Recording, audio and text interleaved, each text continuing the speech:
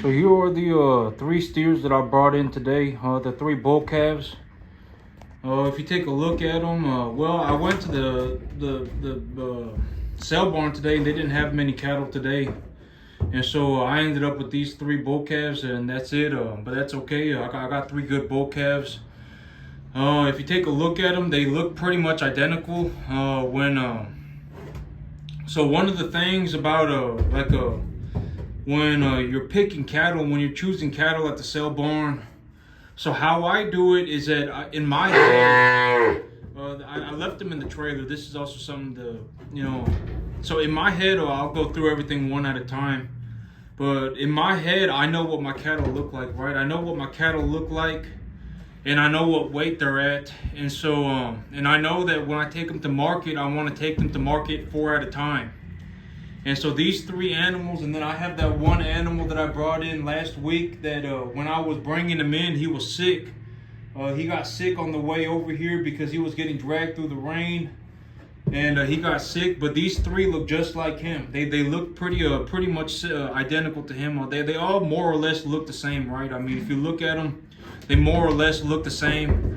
And when picking calves, this is something that you can do that in terms of just like your efforts that will produce a little bit more extra money for you.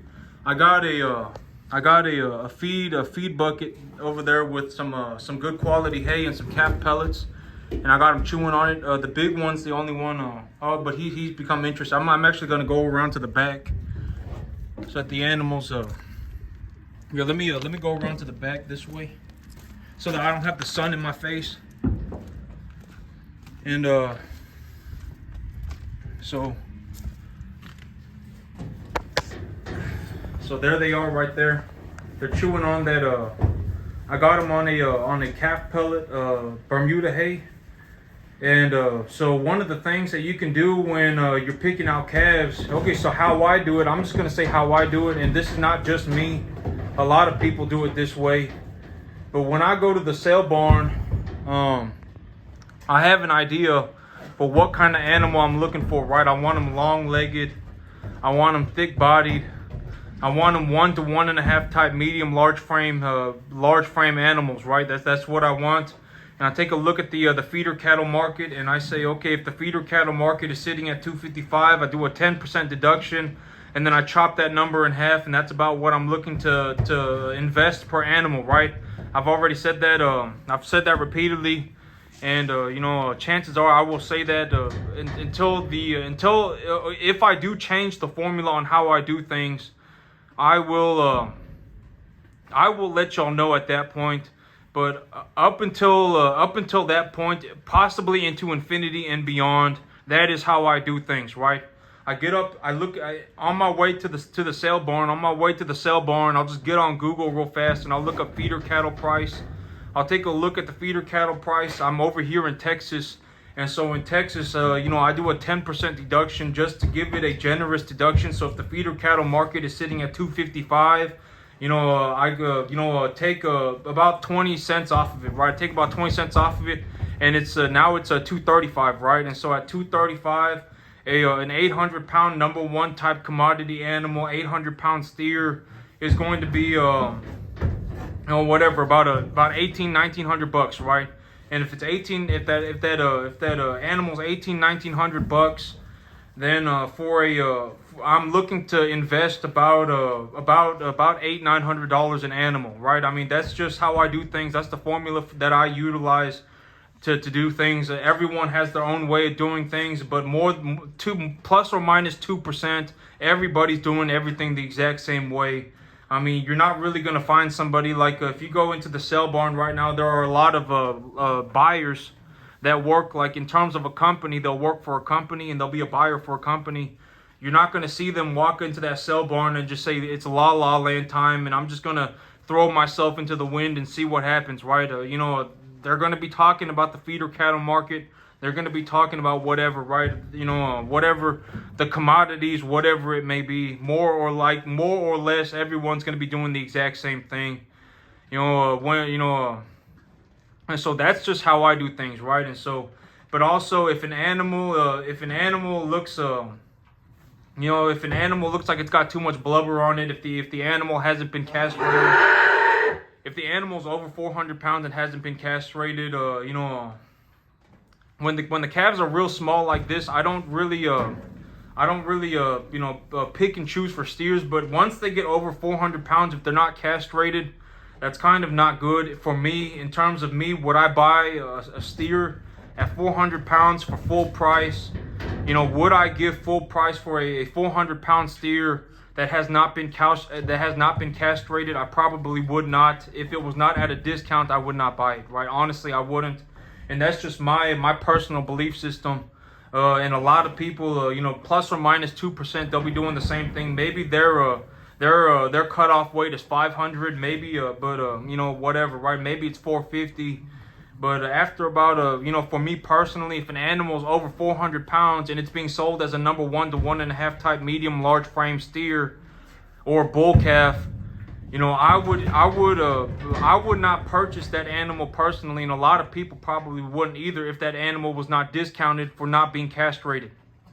And if it's a 500-pound calf and it's still got blubber on it, maybe you can get away with it. You know, maybe you get a little bit less of a deduction or something like that. But these animals, I only bought 3 today, and they got plenty of room in this trailer. And so I'm gonna leave them in this trailer for a couple of hours so that they get a good meal in them. I'm gonna make sure that they eat. I need to get off to work here. I need to get off and go to work here. I'm just making sure that they're all okay. I'm making sure that they're all eating. But I'm gonna leave them in the trailer for about 2 hours. I'm gonna leave them in the trailer for about 2 hours. My family's actually gonna be here in a little bit, and so I told my mama that the animals need to be let out of the trailer when she gets here, and so she said okay. And so I'm gonna leave them in here for about 2 hours, and then I'm gonna feed them, and then I'm gonna let them out. And tomorrow I will be giving all of the animal shots, and I will be getting all of the bulls castrated. And so tomorrow I'll get all the bulls castrated. I'll give them all their shots, and I'll move the big animals to the back, and I'll keep the small animals in the front. And then starting about next week, I'll be selling animals. I gotta get good weather. One of my things for selling cattle is that I will only sell cattle in good weather. That's just my thing. If the weather's not good, I'm not going to go and sell them. I'm just going to wait a week. It's not a big deal for me. Even if I had to hold on to them for an extra month, it would not be a big deal for me. And I have been keeping an eye on the Weather Channel. And starting about next week, I may actually start plowing up portions of my field. I'll have to keep an eye on the Weather Channel, like this weekend. Oh, well, this coming week, it's supposed to get cold again. It's supposed to get to like 40 and stuff like that. And so, you know, it's still too cold to plant the spring crop. It's still too cold to plant a summer crop. But here in about 2 weeks, it looks like it's going to be warming up. And when it's warming up, it looks like it's going to start raining. And so I'll be planting my spring summer crop then. But these animals, if you take a real good look at them, you'll see that they more or less all look the same. The 3 of them, they look pretty identical. And I have one calf here that looks like them, and they're all about the same weight. They're all also about the same weight. They're plus or minus 50 pounds of each other. The smallest calf is 150 or 170. Excuse me. One calf is 170, one calf is 190, and one calf is 230. And then I have an animal here that looks just like these animals that's about 200 pounds.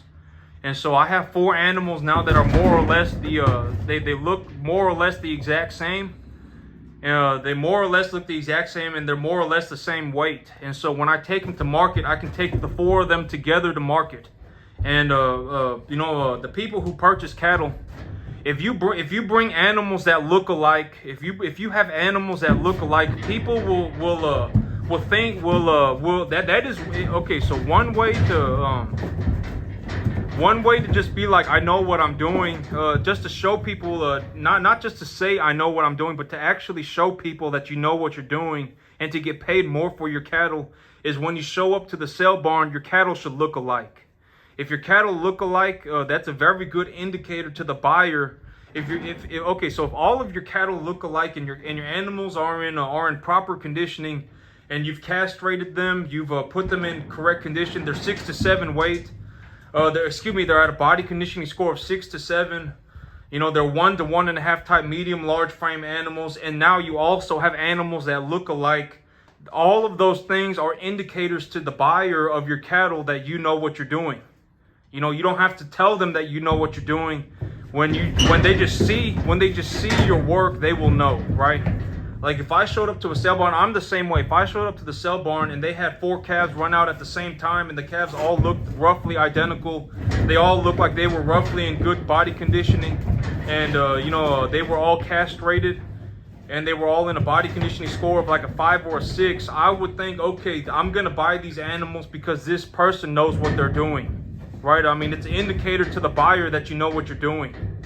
And so, you know, that's why, you know, that's one of the big things. And it's not just me. I'm not just pulling this stuff out of my rear end. It's not just me doing this. Everyone more or less is doing the exact same thing. I did not come up with this on my own, right? I did not come up with this on my own. You know, more or less everybody's doing the same thing. And so that's it for me today, YouTube. Y'all have a good one.